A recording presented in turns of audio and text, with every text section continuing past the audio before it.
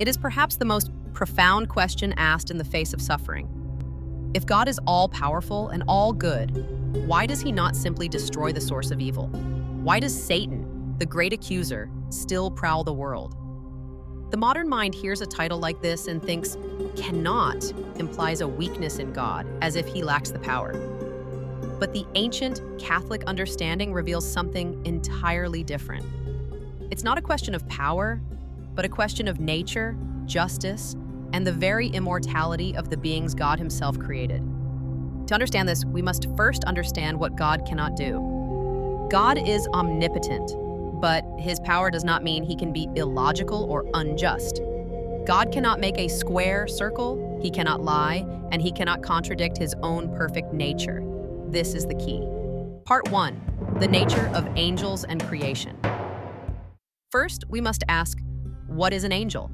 Unlike us, angels are not a composite of a physical body and a spiritual soul. They are pure spirits. They do not die in the way a biological creature does. Their life is not biological, it is the beatific vision, seeing God. Their death is not annihilation, it is eternal separation from that vision, which is precisely what hell is. The fallen angels are already, in that sense, spiritually dead. When God creates, he does not undo his work. He created angels as immortal beings. Their existence is an eternal gift from God. To kill Satan, or any fallen angel, would mean to annihilate him, to unmake him, to erase his very existence from reality.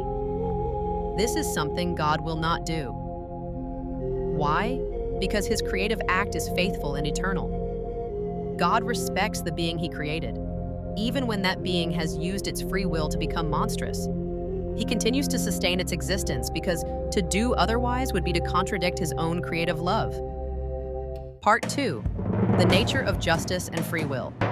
This leads us to the heart of the matter, justice and free will.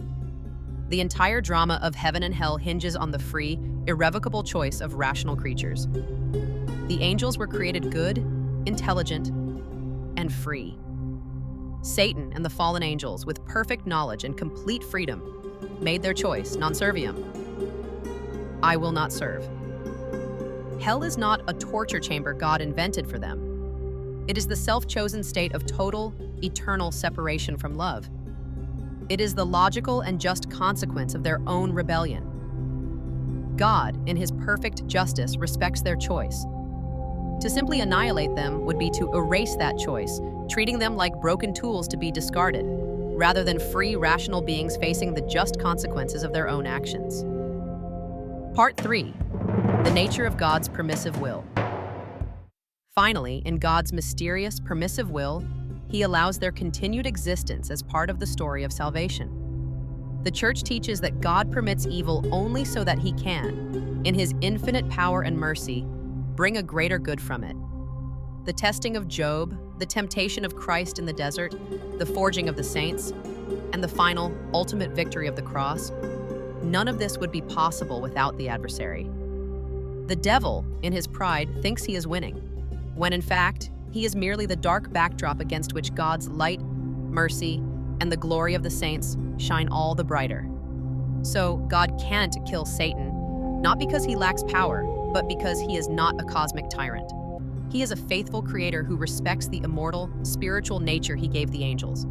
He is a just judge who honors their free and eternal choice, and he is a sovereign father who, in his infinite wisdom, is capable of turning even their ultimate rebellion into a means for his ultimate glory and the sanctification of his saints. The continued existence of evil is not a sign of God's weakness. It is a terrifying testament to his justice and a mysterious stage for his final, definitive victory.